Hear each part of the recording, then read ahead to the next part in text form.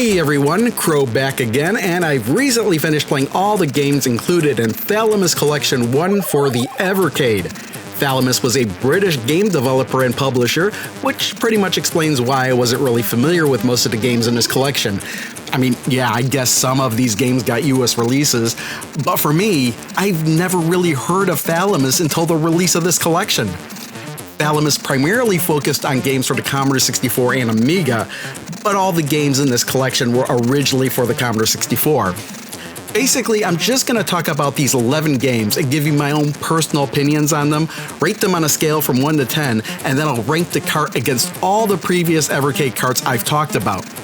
I would usually talk about the games in order from my least to most favorite, but I'm going to change it up this time and just talk about them in the order in which I played them. And I typically try to play these games in chronological order. So let's start with roughly what I believe to be the earliest release game in this collection. Developed by Cyberdyne Systems, Armalyte is a shoot-'em-up that was originally released in 1988. Ah, but this isn't Armalyte. This is Armalyte Competition Edition, which is a tweaked version of Armalyte that was released by Cytronic Software in 2009. And now I'm just realizing that if I was playing these in chronological order, this should have been one of the last games I played, but when I list these in chronological order on the Evercade, this winds up being the first one, so I just played this one first. Anyway, from what I read, the difference between the original and this Competition Edition is that the level layouts are the same, but the graphics, animation, music, and sound effects have all been updated. You can now also adjust the bullet speed and star field, and the game was made a bit easier overall. The game's story? Well, it doesn't matter. It's not explained when you start the game, and you'd have to refer to the game's manual if you're curious as to what it is. It doesn't really matter, though. It doesn't change the fact that you're going to be flying around several levels shooting everything you see. You could play this game with 1 or 2 players simultaneously, and what's interesting about that is if you play the 1-player version, your ship has a satellite that follows you around and also shoots the same shots that you do. You can also lock it in place or call it back. It's very similar to the Force object in R-Type. But if you play the 2-player version, you don't get a satellite. It's like the satellite makes up for the fact that you don't have a second player playing alongside you. But I think I'd rather have the satellite since it's indestructible. You also get to select from 3 super weapons on the fly, which can be activated by holding the fire button for a little bit. However, as soon as you fire the super weapon, you'll have to wait for the battery to recharge before you can use it again. The power-ups in the game are handled pretty uniquely. There are these pods that you'll encounter, and if you just collect them, you'll be invincible for a little while. But if you repeatedly shoot it, it'll eventually change into different power-ups, which can give you extra forward fire, rear firing shots, vertical shots, increasing the speed the battery recharges, and extra batteries. The last 2 are more difficult to acquire just because of how many times you need to fire on the pod in order to get them to appear. The whole power-up system kind of reminds me of how the power-ups work in the Twin Bee series. What's interesting is that if you lose a ship, the next one continues right from where you left off with all the power-ups you had. The trade-off to this is that whenever you start a new level, you no longer have any of the power-ups you've collected. This is a pretty good shoot-'em-up for the Commodore 64. It may be one of the best on the platform, but if we look at everything out there, this wouldn't be one of the shoot-'em-ups I'd gravitate to. There's no music during the gameplay, and many of the levels feel very claustrophobic, sometimes with very tight passageways to fit through. And that's not really that good when your ship feels like a big chunky thing with a questionable hitbox. Still though, like I said, it's a pretty good game. 7 out of 10.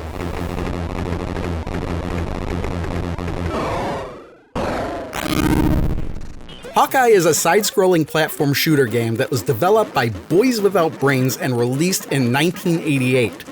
Like most of the games in this collection, I was pretty unfamiliar with the game before I played it. I really only knew of this game before because of the music, because the music in this game is really good. I've read the game's story from the original game manual, and it doesn't make any sense whatsoever, especially in the context of what you have to do in the game. It claims that your character is a cyborg, and there's something about an invading alien force wiping out most of the population of some planets, and the survivors create this cyborg while in hiding in order to, and I quote, break through the heavily guarded sectors leading to the radiation plants. Now, for what purpose? Who knows? Anyway, what you actually do in the game is run back and forth throughout each level, collecting 4 puzzle pieces and then exiting the level in order to move on to the next one. And really calling these things puzzle pieces is kind of misleading, because there's no puzzle to solve. There are just 4 things you need to collect before you can complete the level. And these pieces only appear on the map one at a time. So in order for the second one to appear, you have to collect the first one. But you're not really running around blindly looking for these pieces. At the top of the screen there are heads of these 2 hawks, one on each side. One of the hawk's eyes will be flashing, and that's your indication of which way you need to go in order to collect the next item. And I say item because you don't just collect puzzle pieces.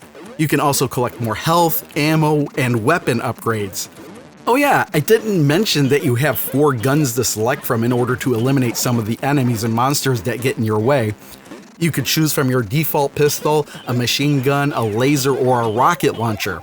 The pistol is the only weapon with unlimited ammo, but it's also the weakest weapon. I've got to say that I really like this game. I wasn't expecting it to be as good as it is.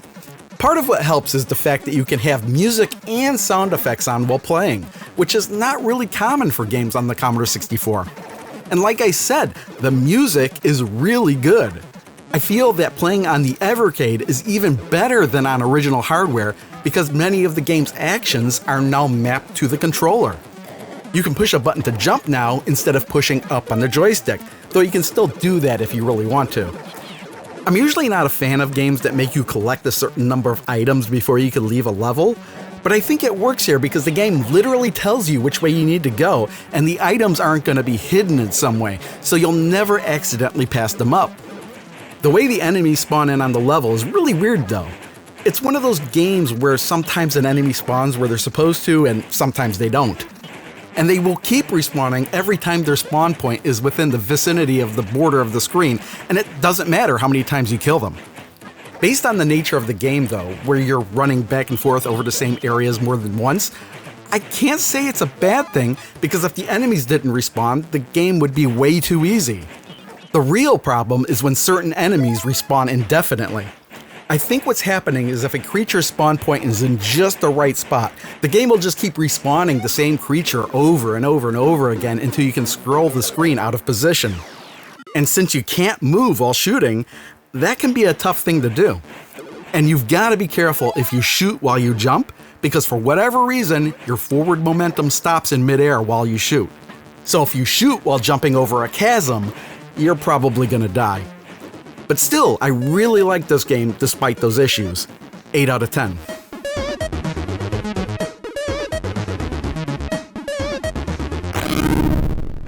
Retrograde is a game that is both a shooter and a platformer. You basically switch between the 2 modes, and I'll expand on that in a bit. But let's get some other details of this game out of the way first. Retrograde was developed by Apex Computer Productions and was released in 1989. The plot of the game, according to the manual anyway, basically boils down to 7 evil tyrants taking over 7 neighboring planets, and your home planet is next. So rather than wait to be conquered, you're going to go to these 7 planets and destroy each of the tyrants before they even have a chance to get to your planet. Now, of course, all of this is in the manual. None of this is mentioned in the actual game before you start playing. So I kind of want to run you through what I went through when I started playing this game. Usually I want to see if I could figure a game out without looking up any instructions. So, the game starts, and I'm flying around shooting all this stuff around me, and I'm collecting diamonds. So immediately I'm thinking, well, this is the game. Just try to survive as long as possible. And then I start realizing that it's taking a really long time for my energy to deplete. Even when I'm sitting right on top of the enemy, constantly taking damage, it's depleting really slowly. Then I accidentally landed right in front of a shop and entered. And I see flying weapons. Oh, I see. I can buy new weapons with the diamonds I've collected. Cool. Wait, I can only select 2 weapons and there's 12 listed. Oh, I probably unlock those later when I get more diamonds. Okay, but now why can't I upgrade my Power Fist, and why can't I even access the Planet Buster, whatever that is? Oh well, maybe I need more diamonds. Shortly afterward, I realized I could land on the ground and walk around and punch enemies, though I couldn't understand the purpose since they never dropped any items. So I continued to play, collecting as many diamonds as I could, kept returning to the shop, checking out to see if I unlocked anything more, and nothing ever did. Not even after an hour of playing. And then I start thinking that I'm obviously missing something here, so I had to look it up, and yeah, that was in fact the case, and I don't know if I would have ever just figured out what I was supposed to do on my own, but here's the deal. I was on the right track with collecting diamonds and upgrading weapons, but what I didn't know is that there's one enemy on the surface that will drop an item, and that item is an unprimed charge. So you've got to walk around the surface punching everything until you'll find it, and then return to the shop where you can then select the Planet Buster in exchange for the unprimed charge and some diamonds. And then when you exit the shop, you'll find that a new entrance has now appeared somewhere on the level, and then when you enter it, you'll go into a vertically scrolling platforming level where the main goal is to make it to the bottom and destroy the one enemy that will let you leave the area and return to the surface. Then what? Well, you've got to find another unprimed charge and repeat the process until, instead of returning to the surface after finishing the vertically scrolling area, you're taken directly to the boss of the level. Beat the boss, and then you move on to the next level. And guess what? On the new level, you'll have more weapons to choose from, and you can upgrade your Power Fist. So yeah, I don't think this is the kind of game you could just play without the instructions on what you're supposed to do. I mean, you could probably figure it all out eventually, but it would take quite some time, I think.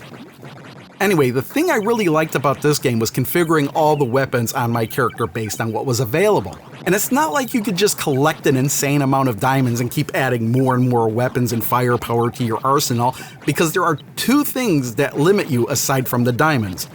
Firstly, there are only 16 possible positions that you can attach weapons to, and all the weapons are limited in some way as to which spots you can place them.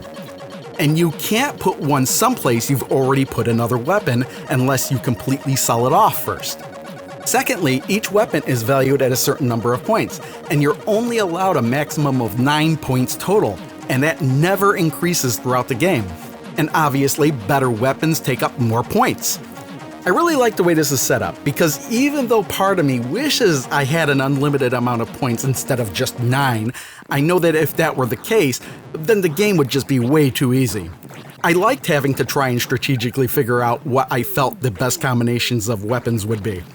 I kinda wish it was set up the same way for ground combat, but it's not. In just about every level you can upgrade your punch once, and that's about it. It feels a bit off balance in that respect. But as a result of how well you could load up your weapons and what your tolerance for grinding to collect diamonds is, the game can be either incredibly hard or incredibly easy. For me, this game wound up being pretty easy, though it did take me more than a few hours to beat since I spent so much of that time grinding for diamonds. Also, while you're grinding for diamonds, you're also earning points and you get an extra life for every so many points you collect.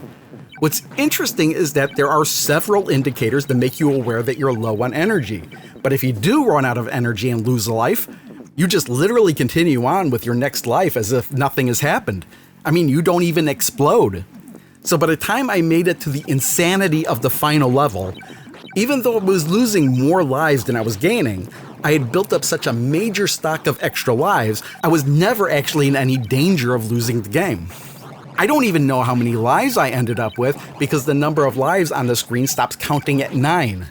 All I know is that I never dropped below that. So that's all well and good, but it's also just a bit strange and it doesn't feel quite right. Like when you're taking damage, there's very little feedback to indicate that you're taking damage. And there's some stuff that'll damage you that you don't really see or don't think will hurt you. On one level, I was walking on the surface and kept noticing my energy going down.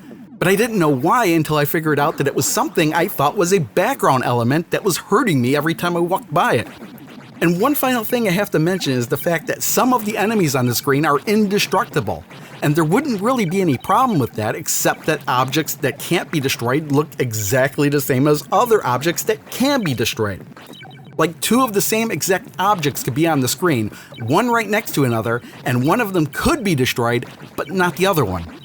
They really should have made the indestructible enemies look different from the regular ones, just so you know not to waste your time shooting them. In the end though, the way you upgrade your weapons was really the highlight of this one, but everything else kinda drags it down a bit. I gotta give this one 7 out of 10.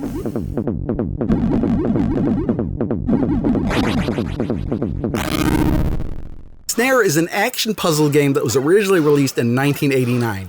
The plot is that a billionaire created a 20-level maze, entered the maze with his most valued possession, and then died. There's a subsequent hunt for this item that's turned into a game show, and apparently you're a contestant. Now, none of this really matters for most of the game, as all you're doing is riding around in a vehicle trying to find the exit in each of the 20 levels. Now, I have to point out the thing that really threw me off when I started playing, because if you've never played this game before, the footage you're looking at right now might seem really confusing. The thing is, when you turn your vehicle, it instantly rotates the screen 90 degrees. But on screen, the vehicle is always facing the same direction, and it can be rather confusing to look at, especially if you're not the one playing the game. It actually took me about 30 minutes to get used to this, and even then there were some instances where I was getting disorientated over which way I was facing. Now, I'll continue talking about the game details, but I just really needed to get that out of the way first. So, for the controls, pushing up will increase the speed of your vehicle and pushing down will slow it. The vehicle will always maintain the speed it's set at, so you don't need to keep pushing up to move forward, for example. You can also just stop the vehicle as well, so you don't have to keep moving forward. Well, in most cases, but I'll get to those details in a minute. Your vehicle can also shoot bullets, jump, and deploy a wall behind it, much like the light cycles in the movie Tron. The crazy thing is that all of these are done with one button. Now, the Commodore 64 controller did have only one button, but other games would have designated keys on the keyboard to handle more than one function. But I guess it was just too important that all the functions be accessible from the one-button joystick for some reason. So the way this works is, if you just hit the button on the joystick, you'll shoot a bullet. But if you hold the button down and push up, you'll deploy a wall. And if you hold the button down and push down, you'll jump. You could probably already tell the issues this control scheme will cause. Yeah, so like if you want to jump, but you want to do it quickly and you accidentally push down before pressing the button, you'll slow down instead of jumping, which will probably cause you to lose a life, and when that happens, you'll have to start the entire level all over from the beginning. Now, I could keep going with all sorts of issues this control scheme can cause, but I haven't really finished talking about the details of the game. So we've covered how the vehicle controls, but I need to talk about the different colored tiles that you could ride over while you're moving around in the maze, because there are a ton of them. There's so many, I'm not even going to list them all here. But just as an example, there are tiles that when you run over them will slow you down or instantly accelerate you to your maximum speed, or tiles that will prevent you from jumping or prevent you from turning. There are spots that'll teleport you to somewhere else, switches that will change the maze, arrows that'll force you into a certain direction, and also spots that'll do a combination of things. On top of all that, each level may have its own rules, like not giving you the ability to jump or stop your vehicle. Now, a lot of this stuff is information the game gives you, but it was never able to remember exactly which colored tiles did what. But later in the game, there are points where you have to do things that the game never explains or even hints at. There was one particular level where I was so stuck I couldn't figure out what I was supposed to do. So I had to look up a video on YouTube, and I was just totally baffled to discover that I needed to shoot the wall to create an opening. I'm over halfway through the game, every wall up until that point has been indestructible, and there were no hints that I was supposed to destroy this particular portion of this particular wall. How was anybody supposed to figure this out without a guide? I mean, unless you got so desperate you were just shooting randomly and accidentally hit the wall, you'd never know. The game pulls this nonsense several times after this point as well, but at least then I know that sometimes I can destroy a portion of a wall. Another thing the game expects you to figure out is the purpose of the different vehicles other than yours driving around the mazes. I thought they were just there to get in your way, and that's why you had to shoot them. And that seemed to be working until I'd shot one and it changed into a different vehicle. And I'm sitting there thinking, well, what was the point of that? Well, it turns out these different vehicles have different purposes. One of them actively hunts you down. Another one hunts down active switches and turns them off. Another one has the ability to cross yellow lines, which the other ones can't. And most surprisingly, one of them creates a floor over gaps. And it turns out this is why we have the ability to create a wall. I thought it was like in Tron, and if they hit the wall, they get destroyed. But instead, they just change directions. And this is how you manipulate them into getting places they wouldn't normally go. Alright, so this game is actually kind of clever. The main problem, though, is the controls. Having one button assigned to 3 different abilities makes it very easy to accidentally screw up. And then take that and combine it with the maze rotating at 90-degree intervals, and it just doesn't make for a pleasant experience. Like I said earlier, it can get very disorientating even if you think you've gotten used to it. I wonder if the game would have played better if the map didn't rotate and the ship just moved in the direction you pointed. Yeah, but then that might screw up the controls for jumping and making a wall. Yeah, I don't know about this one. I can't say that I like it or hate it. I just know it really doesn't work for me. I give it a 5 out of 10.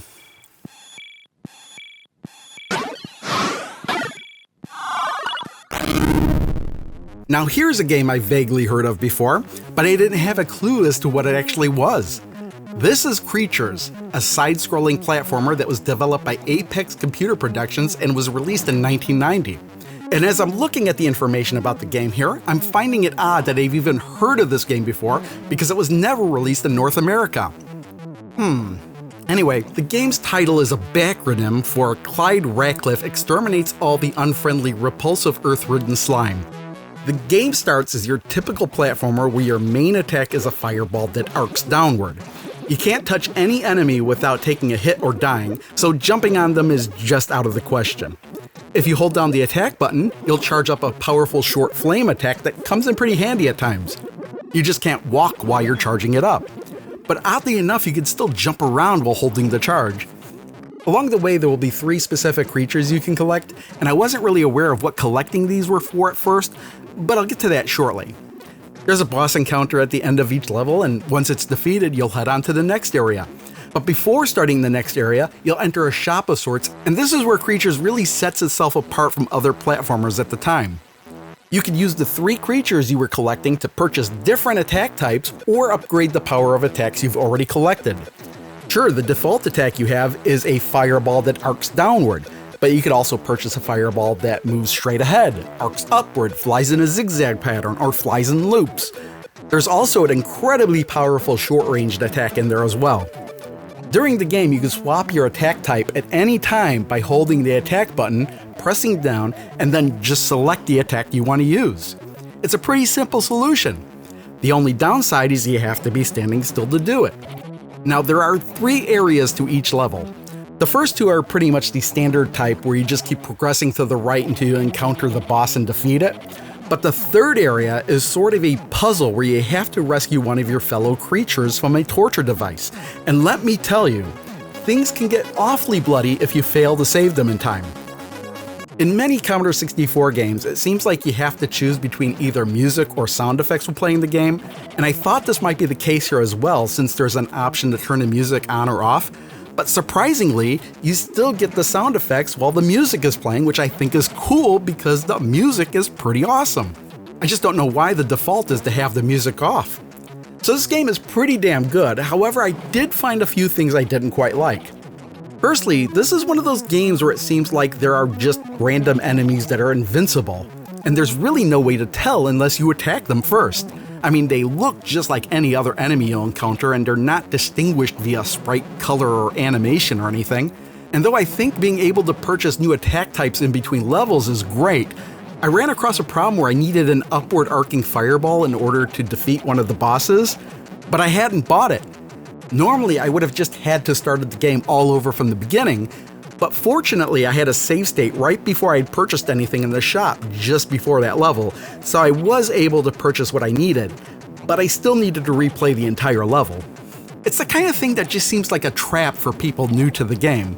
I mean, how was I supposed to know ahead of time exactly what I needed to buy at the shop? Another thing is that you have to complete each area of the game and beat the boss within a certain time limit, and it doesn't seem like you get a whole lot of time. In one level, I had to take a death simply because I could not beat the boss in time. But then I respawned at a checkpoint pretty close to the end of the level with the same amount of time it gave me to complete the whole level, so then I had plenty of time. I kind of think there shouldn't have been any time limit at all. I mean, you really can't speed through the levels, and I think you should be able to take as much time as you need. Of course, I think those 3 torture scenarios should still be time limited because that's kind of the point of them.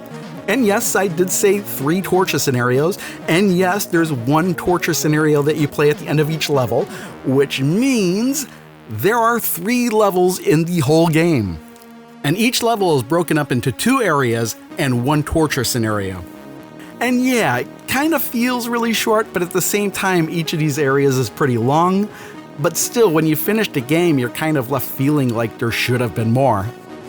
Now, if you play without save states, yeah, it's gonna take a lot longer to play the game. But with save states, yeah, it does kind of feel like it's on the short side.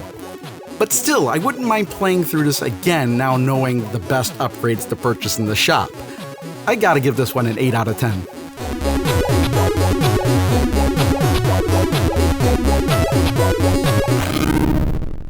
This bizarre looking game is Heatseeker, and it was released in 1990 only in Europe. I'm not even going to mention the plot of the game because no story is going to make any sort of sense as to what you're actually seeing on the screen, which is like some sort of surreal fever dream. Yes, you are in control of a leg that is carrying around a ball, and you could release the ball, at which point you're in control of the ball until it returns to the leg. But what in the world are you actually supposed to do? Well, you're supposed to drain as much heat as you can from the 8 flames on each level with the ball and transfer the energy to the leg. And then when you fulfill the goals of the level you're on, you need to press L1 and R1 to proceed to the next level. Now, what are these goals you need to accomplish? Well, typically you need to have drained all 8 flames of energy and gained 9,999 pass points, which are earned by transferring energy from the ball to the leg, or kicking the ball into local wildlife. I have to admit, I had to watch somebody else playing this game on YouTube in order to understand what I needed to do, and I actually gave up on this game before finishing the 3rd level. I didn't watch the whole playthrough video, only enough to give me a sense of what I needed to do, and it turns out the criteria to complete the 3rd level is slightly different than the first 2. You supposedly have to bloom all the flowers on the level before you could exit, and I simply did not care enough to figure out how to do that. Why didn't I care? It's because controlling your hopping leg or the bouncing ball is an absolute nightmare. When you're controlling the leg, you could just push down and enter the skate mode where the leg will just slide around on the ground, and that's actually the easiest way to control the leg. The problem is all the wildlife you'll encounter. When you're in skate mode, you can't attack, so you have to stop and push up to exit skate mode, and then push the button to kick the ball, which can remove the enemy. But it takes more time to do that than you think it would, and by that time the enemy would have come into contact with the leg, and while that will destroy the enemy, it will also cause damage to the leg. And as far as I could tell, there's absolutely no way to heal the leg.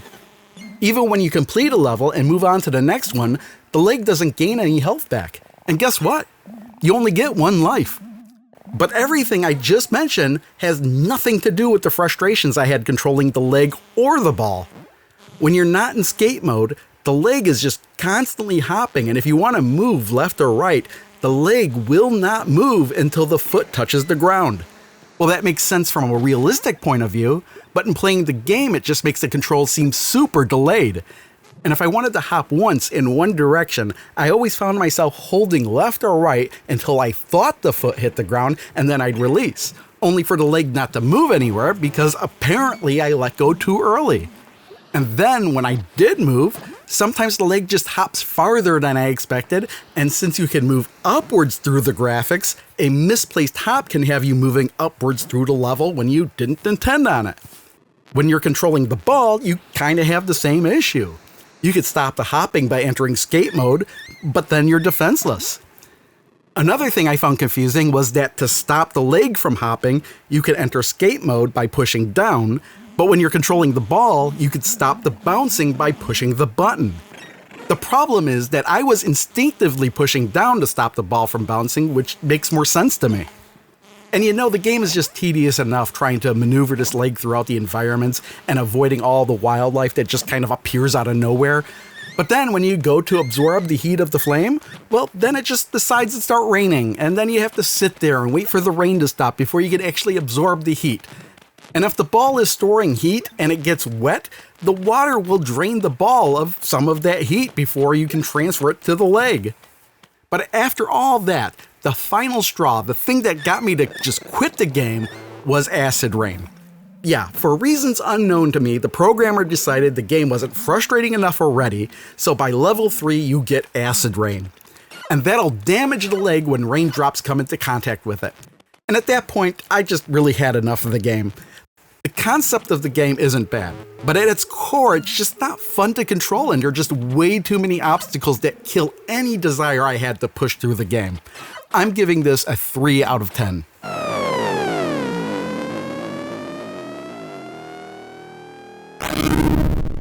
Now, I had never heard of the game Summer Camp before, but with a title like that, I thought this might be like Epic Summer Games, but with kids competing in summer camp activities. Boy, was I way off. Turns out this is a platformer from 1990 where you control Maximus Mouse on a mission to replace the camp's flag, which has gone missing. And to be clear, the flag that has gone missing is the US flag. You know, the red, white, and blue one, the one with the 13 stripes and 50 stars. Now, if you needed a US flag, you'd probably just go to the store and buy one. They're not hard to find, especially in the US where I presume this game takes place. But no, that is far too simple for Maximus Mouse. He decided he's going to replace the flag with the one on the moon. It's kind of a silly concept, but whatever. The premise has to make the game somewhat interesting, right? Anyway, the game will take Maximus through 4 levels. The camp, a ghost town, a gold mine, and finally the moon. The goal in each level is to find and collect all pieces to a vehicle that will transport you to the next level. There are some upgrades Maximus can find to help reach his goal. The first thing you'll probably collect is a watermelon, and that'll let Maximus shoot seeds that will eliminate any enemies in his way. I found it weird this was something you could collect, because as far as I could tell, you'll never run out of seeds, even if you lose a life. Anyway, you can actually shoot the seeds in 8 directions, but you've got to be careful if you want to shoot upwards, because you'll have to press up in order to shoot up. But pressing up will also cause Maximus to jump. And yes, there are separate buttons for shooting seeds and jumping, but the game originally was on the Commodore 64, which only had one button on the joystick, so it was typical for platformers to use up for jumping. For the Evercade, they just mapped up to a button, so pressing the button or pushing up will cause Maximus to jump. Anyway, you could also collect a parachute which will protect you from falling from great heights, and a bunch of other random things that'll help you, like give you the ability to fly, or freeze enemies, or provide temporary invincibility. The thing I found odd is that all of these items are in boxes, but you could clearly see what's in the boxes before you hit them from below to collect them.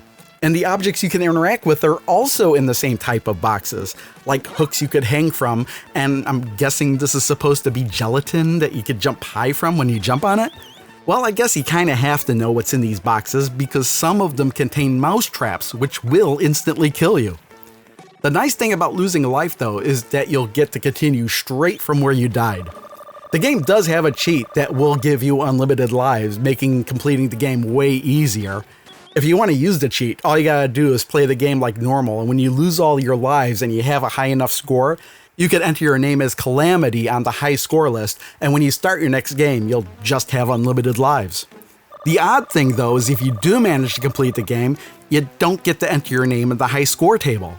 I suppose this was done so anybody using the cheat won't be able to enter their name into the high score list, but if you do manage to complete the game, it renders all the bonus levels completely pointless. Oh yeah, I didn't mention the bonus levels. After you complete a level, you'll have a chance for some bonus points by assembling the vehicle you just gathered parts for within the time limit.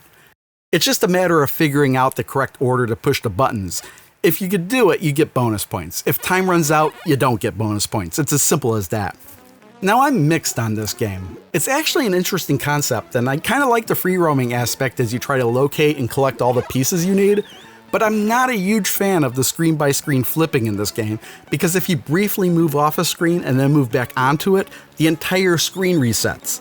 In general, it's not a bad thing, but you'll wind up doing that a lot in this game. It's especially annoying if you jump while you're near the top of the screen, as the screen will flip to the one above it, but then you'll come back down to the screen you just jumped from and everything has reset. It's something that doesn't feel quite right. I'm also not a big fan of the jumping in general. There seems to be something that's just a little off that I can't quite put my finger on. There were plenty of times where I jumped near the edge of a ledge, and somehow I wound up pressing the jump button too late, even if it didn't feel like I did. Maybe it's some sort of lag, I don't know, but there's gotta be more to it than just that. Anyway, I'm neither a fan of this one, nor can I say that I don't like it. I'm giving this one a 5 out of 10.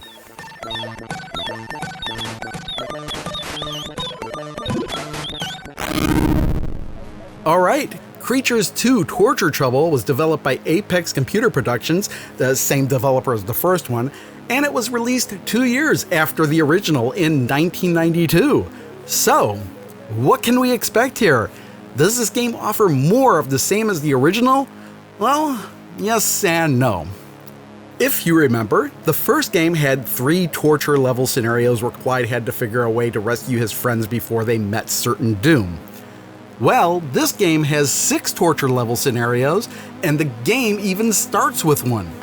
The controls for Clyde are pretty much exactly the same as the original game, even right down to having to press the button and push down to select the type of projectile you want to shoot. However, that's all this game has in common with the original. What surprised me was that there are no side-scrolling levels in this game whatsoever. The whole game is just level after level of single-screen scenarios to complete. Most of them don't even involve any platforming. In fact, the torture levels are the only ones where Clyde is doing any platforming. So here's a breakout of what the 16 stages in this game consist of. Stage 1 is the first torture scenario. In general, the torture scenarios are the best part of the game. I mean, it's always fun to try and figure out how to rescue your pals, and it's always good, bloody fun to see what happens if you fail. There are really only 2 differences between these scenes between the first game and this one. The first is that you can actually get a new projectile type in these scenarios by eliminating one of the enemies. They'll drop a potion, and if you collect it, you'll just get a new projectile type. The game's not going to tell you what it is, you'll just have to figure it out for yourself. So yeah, the whole shopping currency thing from the first one is totally scrapped in this one. Secondly, after you rescue your friend, you'll have a short amount of time to find and access a secret bonus area so you can earn more points. So after that, the second stage is what's called the interlude, and in this scenario, you have to use a trampoline to get the fuzzies safely to the other side. If they hit the ground, you fail. In the first interlude, you have to rescue 8 fuzzies. Now, it's not as simple as just moving back and forth, but you have to manually tilt the trampoline to get them moving in the right direction, and this is done by holding the button down and pushing left or right. You can just tilt it once and then use that momentum to carry them to the other side. But you'll need to change the angle from time to time if you want to collect the coins that appear, or to avoid the bird.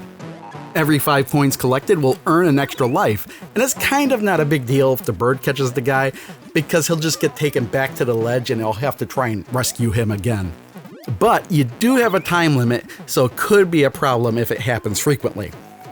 Now, stage 3 is the second torture scenario, and stage 4 is another interlude, and this time you have to save 10 fuzzies. And then stage 5 is the first demon screen, which is kind of like a boss level.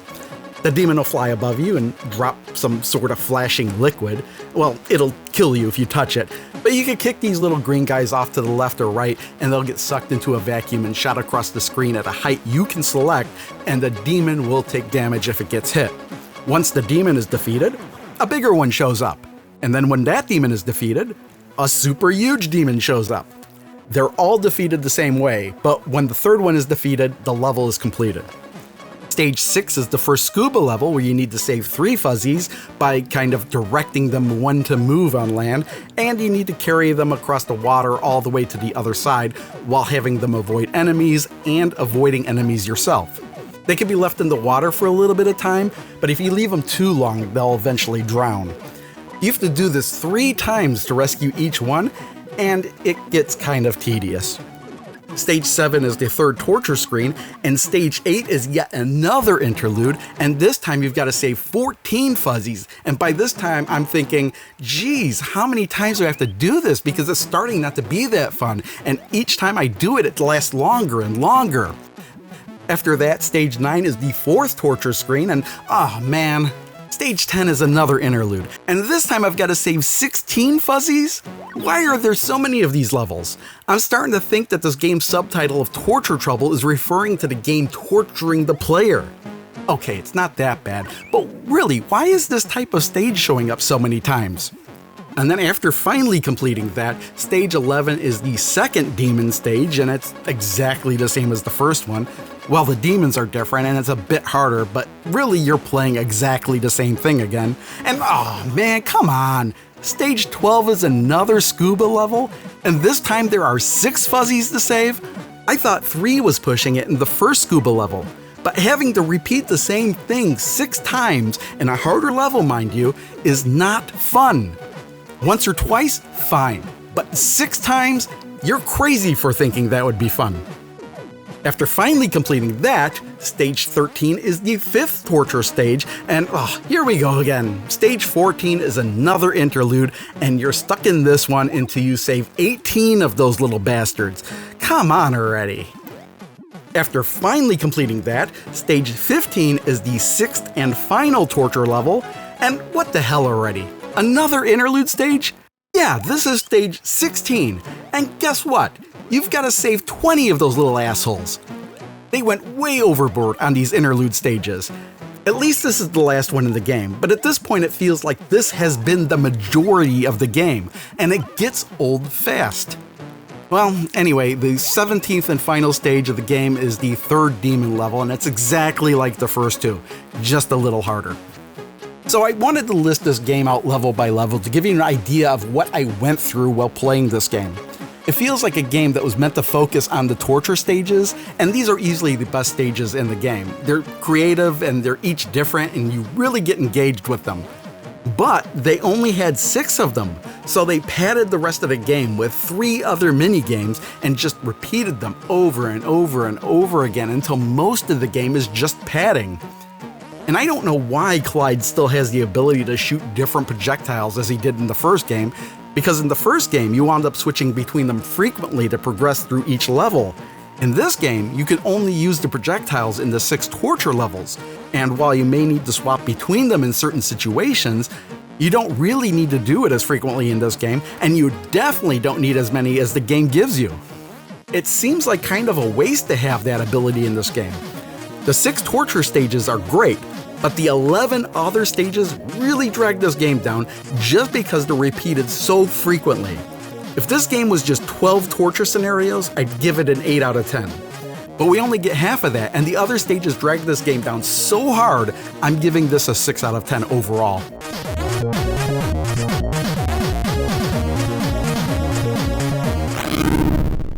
Winter Camp was released in 1992, and it's the sequel to Summer Camp, though it's an entirely different type of game. It turns out that Maximus Mouse did such a good job replacing the flag in Summer Camp, by coming up with the great idea of replacing the flag with the one on the moon, that he's been offered the job of a rescue ranger at a winter resort. Well, he takes the job, obviously, and on his very first day he notices a pebble at the top of a very tall mountain and a large bird heading right for it. He immediately comes to the conclusion that if the large bird knocks the pebble off the mountain, it'll cause an avalanche that'll bury the resort. So this game is pretty much 8 levels of Maximus Mouse trying to get to the top of a mountain before the bird does. All 8 levels are different scenarios, and you pretty much need the manual or some sort of instruction to play these games. Now, I've never played this game before, and with some of the levels, I needed more help than just knowing how to play. And just like I did for Creatures 2, I'm going to go through this game level by level and describe each scenario, and I'm going to try and recall the thoughts I was having while I was playing. Level 1 is the skate school, and you'll need to participate in 3 races against 3 different opponents. Immediately right off the bat, I needed to consult a manual on how to play this one. It turns out it's just waggling the joystick back and forth to skate. You need to stop for a bit though before the meter at the bottom of the screen goes into the red, and if that happens, Maximus will slow down and you won't have control until he recovers. This is especially important for the second and third races because not only are those opponents faster, but they'll throw objects you'll need to dodge as well, which you can do by pressing up or down. Overall, this one's not a bad game, and it's definitely the easiest of the levels, as it should be. Level 2 is the Ice Patrol, and this is where the game hints at all the bullshit it's going to throw at you later in the game. For starters, you have a time limit to finish the level. This is represented on screen by goggles showcasing the bird and the pebble. If the bird reaches the pebble, the game is over. Though to be fair, you could just restart from the beginning of the last level you were on when you do get a game over. This level also introduces items and item management. When you collect an item, it appears in your inventory at the bottom of the screen, but you can only hold 3 items. So if you have 3 items and collect another one, it replaces the one you had highlighted, which in some cases would not be good. There's a button for cycling through the items, and one for using the item selected, and one for jumping. Certain items will help you get past certain obstacles, though you can sometimes find other ways around them. But then you may not be able to collect other items, like flags, which will push the bird back further from the rock or rescue people that need help. And the more people you save, the weaker the boss at the end of the level will be. And honestly, I was just really confused as to how I was supposed to beat the boss. I eventually beat him by throwing the bombs and then pushing him forward into the bombs at the moment they exploded. Is this the best method for defeating the boss? Hell if I know, I just know it worked. Level 3 is a snowball fight. You press the button to bring up crosshairs, aim, and fire at the bears as they pop out of the trees. If the bear ducks back into the trees before you hit them, the next time he appears, he'll be pink. If he does it again, the next time he appears, he'll be red, which means he's going to throw a snowball back at you if you continue to ignore him. I think you need to hit a certain amount of bears before the level ends, but it's not clear as there's no counter on the screen or anything, but there's still a time limit. Occasionally a bear will drop a power-up when you hit him and it'll float slowly to the ground, but you can't just be standing to collect it. You have to move and jump to collect it, which you can't do if you're aiming to throw a snowball. And you'll want to collect some of those items, especially the flags, because I don't think it's possible to complete this level without gaining more time. This level's alright, though it did take me several attempts before I realized I had to jump to collect the power-ups. Then I was actually able to complete it. Level 4 is the River Patrol, and it's where the game completely falls apart on me. I spent probably more than half the time playing this game just trying to complete this level. Save states can only help you a little bit with this one, because if you make any sort of mistake, you either won't have the items you need to finish, or you'll run out of time. Both of which happened to me many times. The way the canoe controls is absolutely terrible as well, and it's just really easy to get stuck on everything in the river. The only way I was able to complete this level was by watching a playthrough on YouTube and then copying their moves exactly. You'll have to know in advance which items you'll need to collect and which ones you can avoid because they're a waste of time. And it's not just because you need to have 3 specific items by the time you reach the waterfall, but also because you need to collect any items that will increase the time limit because you won't even make it halfway through the level before you run out of time. What are those 3 items you need to have? Well, according to the manuals I read, you need a fishing rod, a honey jar, and a football. And that last one kind of annoyed me because no matter how many times I played, I just never saw a football. And then I watched the playthrough and realized, oh, I forgot this was a European game, and when they say football, they don't mean football the way I know it, they mean a soccer ball. Anyway, I still had to play this level several times from the beginning, even after watching the playthrough, because there's just no room for error or deviations. This is the point the game completely flatlined for me. So after all that, level 5 is a really easy level. You just have to play a game of Simon Says with Clyde Ratcliffe from the game Creatures. But for some reason, the level starts you out in a snowball heading for a cliff, and unless you do something, the game is over. Well, what the hell am I supposed to do? Okay, I guess I gotta look this up too.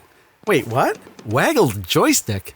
Yeah, for some reason you have to waggle your joystick to prevent Maximus from falling off the cliff before your game of Simon Says. I don't get how anyone was supposed to figure that out before being told how to do it. The game manual is full of information you need to accomplish every level, but it doesn't tell you about that for some reason. And then there's level 6. Okay, this is Ski Patrol, and it's just about as frustrating as level 4. I tried playing this and kept failing, so it was like, well, I guess I gotta follow the playthrough video again. And that's where I discovered that I can dig in those mounds in the snow and uncover items that I needed. Wait, how do I do that? Let me check the manual. What the hell? The manual just says the items must be dug up. Well, how do I do that? I guess I just gotta figure it out myself. Is it holding the button? No. Is it pushing the D-pad up? No. Wait, it's not pushing down, is it? You do have to push down while passing the mound to dig it up, and I see what they were thinking here, pushing down to dig, but it's a little confusing when all the mounds are above your character in the game. Anyway, the boss of this level is only defeated by playing a trumpet in his face, and this has to be done by holding the button down and, you guessed it, waggling the controller. Level 7 is the downhill roll where Maximus is in a snowball and must reach the bottom before time runs out. The bigger the snowball is, the faster he goes, but if he hits anything, the snowball becomes smaller. Running into a snowman will make it bigger again. So in order to complete the level before time runs out, you need to be in a big snowball for as long as you can and collect as many flags as you can. This level isn't bad, and I do appreciate the actual countdown timer on this level as opposed to the bird and pebble graphic on all the other stages. Level 8 is the final stage of the game, and it's basically the final boss fight. Kill the bird before he knocks a pebble off the mountain and causes an avalanche. You know, the plot of this game is starting to sound like Minority Report to me. Anyway, what you need to do to defeat this bird is actually not that complicated, but it might take a while to figure out what you need to do if you didn't know already. So, even though some of the levels aren't bad, the primary ones where you need to manage items and make sure you have specific items at specific points of the game without being told what they are while also being on an extremely tight time limit, well, it's just not that fun and it's really frustrating. It really killed the whole game for me and it frequently had me swearing at it. I'm giving this a 2 out of 10. Maximus Mouse can go to hell.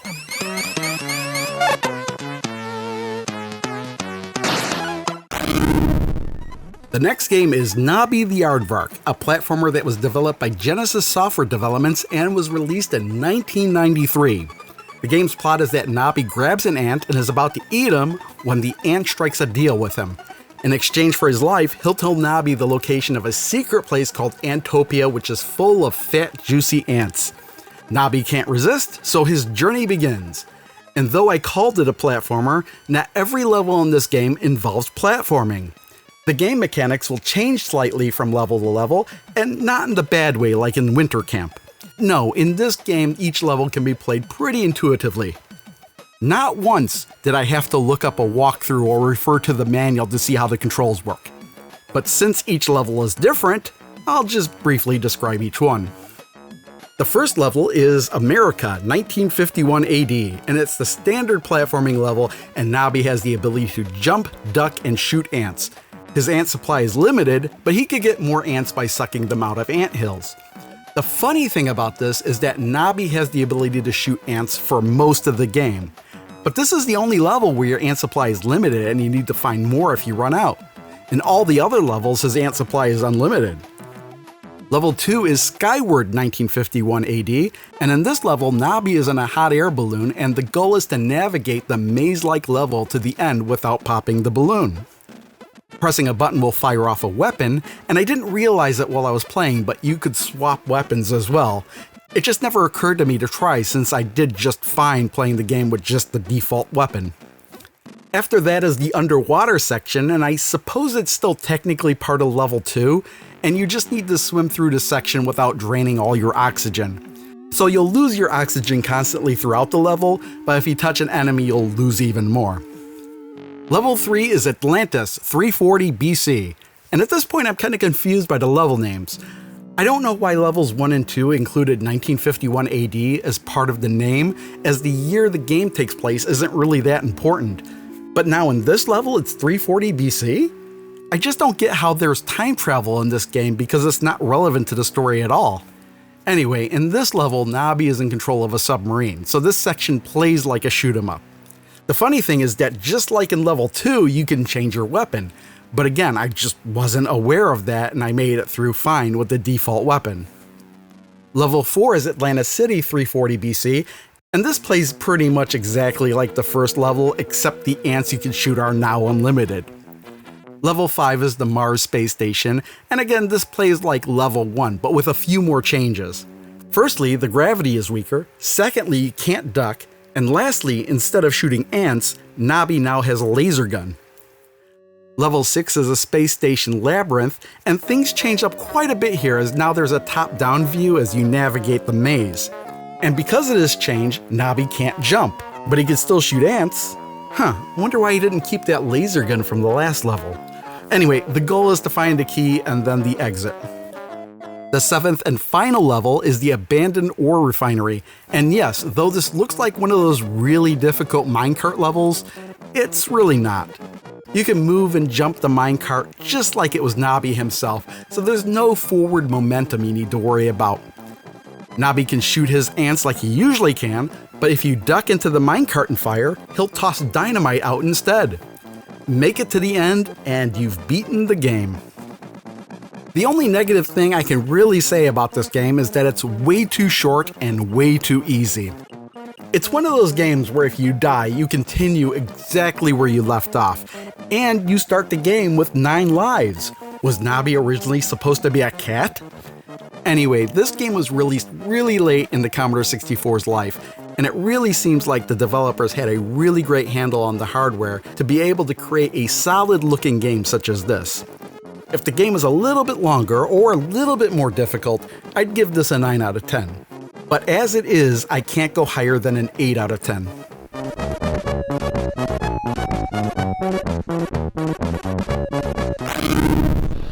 The last game I played in this collection was Hunter's Moon Remastered. The original Hunter's Moon was released in 1987. However, this remastered version, which includes more levels and features, was released in 2018. This game is generally classified as a shoot-'em-up, though I'm not really sure I would put it in that category because shooting things isn't really your primary goal here. The game has a pretty cool-looking intro sequence explaining how the protagonist got his ship, which happens to be named Hunter by the way, and how he accidentally entered a black hole while trying to evade law enforcement. Though it's not really explained why law enforcement was after him in the first place, nor does it explain what you're actually doing when you're playing the game. Well, the main goal of every level is to simply collect all the star cells. These look just like clusters of sparkles to me, but that's all you really need to do, and there's never more than 4 of these star cells in any level. They're not too difficult to find either because they are the blips that show up on your radar, so you pretty much know where they all are right from the start. However, the challenge comes from the obstacles you'll encounter, the primary cause of which is what's called the white worker cell. These white circles will fly around in a looped pattern, creating cities in its path. The worker cells can't be destroyed and will instantly destroy your ship if you come into contact with them. The cities, however, can be destroyed by shooting them. Well, at least at first. Things get more complicated the further you get in the game, but the worker cells will rebuild them when it passes over that spot again. And that's the game at its core. The original game had 128 levels across 16 star maps, while this remastered version has over 180 levels across 21 star maps, though it's not really necessary to play all the levels, as it's possible to leave a star map early by collecting 4 loop space coordinates. And I know what I said doesn't really make a whole lot of sense, but basically, when you start a level, one of the star cells on the radar will be flashing. If you could collect it in like the first 10 seconds, you'll get a loop space coordinate. If you could collect 4 of them, you can just go to the next star map. It's a little funny to me because on the star map, you can kind of select which level you want to play as long as it's connected to a level you've already completed. And I was always puzzled why sometimes I didn't have to play all the levels. And I didn't figure this out until after I'd played the game for a few hours. At this point, I should mention that there's a bit of a bonus game after you've completed a star map. It basically just has you stuck in the middle of the screen while you shoot at worker cells flying around. And here's what's funny. Here I am making this video after having already played the game, and I'm just now finding out that successfully completing the bonus game will give you an extra life and a perma shield, which I'm not even sure how to activate. The game manual isn't really clear on that.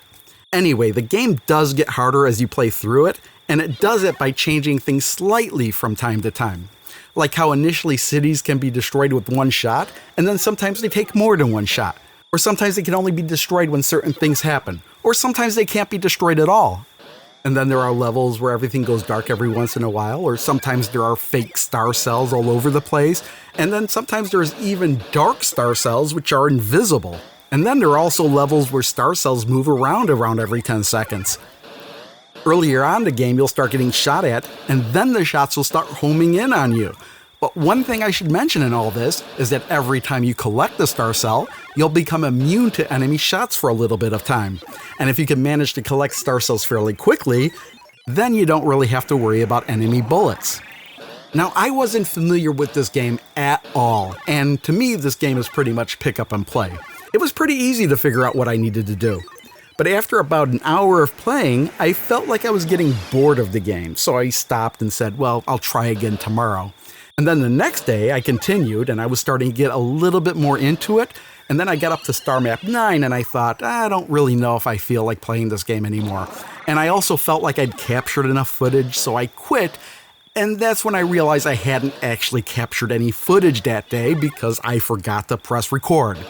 Now, I was toying with the idea of just using the footage I captured from the first day, but on the third day, I kind of got the urge to play the game again, and I decided to scrap all the footage I'd already captured and start the game again from the beginning. And that's when I really started to enjoy the game, and then the day after that, I'd managed to complete it. I just don't know what it was that had me coming back to this game again. And maybe I was just in a bad mood those first 2 days, because I would have given this a 6 out of 10 after the second day. But I really started getting into it and enjoying it by the third day. So in the end, I gotta give this an 8 out of 10.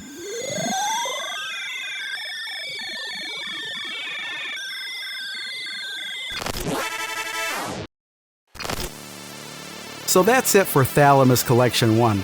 Overall, out of the 11 games, there were 4 of them that you either didn't like or just didn't care for, and 7 of the games I was positive on, although I couldn't give any games a 9 or a 10, and that's going to cause Thalamus Collection 1 to fall on Tier C, in between Toaplant Arcade 1 and Jellicoe Collection 1. Alright, so the next Evercade collection I may be playing will be the Legacy of Kain collection. However, I have to address something here, is that this collection originally came out September 30th, 2024. And as I'm filming this right now, it's October 1st, 2025, which means I am actually a year behind. And I thought I could catch up at some point, and obviously I can't, because now I'm like 12 collections behind. So as I was in the middle of editing this video and realizing how long everything has been taking me, it occurred to me that perhaps I should suspend this series indefinitely. I don't, and just kind of concentrate on playing these games. So I'll still be making the captured videos that'll go up on my Pro Captured channel. Also, I'll be still on the Evercast, which is on the Evercade Effect channel. I'll try to remember to put a link to that in the description. We do that podcast every Saturday morning. But I'm just going to entirely skip making these videos, at least for the moment. At least that's the way I feel now. Maybe I'll change my mind. Part of that actually depends on how many views this video gets. But honestly, I really can't. I'm sorry if these Evercade videos were your favorite Evercade videos. I know a lot of people have mentioned that. But I just can't keep up with it, with, you know, everything going on in regular life and everything. So I just have to put this on hold and not worry about it. And I'll still make Evercade videos. It just won't be this type of Evercade video where I'm talking about a specific collection. Unless it's just I go switch over to doing like a quick looks kind of thing. I don't know. I really have to think about it. So yeah, I'll be thinking about it and we'll see what happens. So see you next time. Maybe. Bye.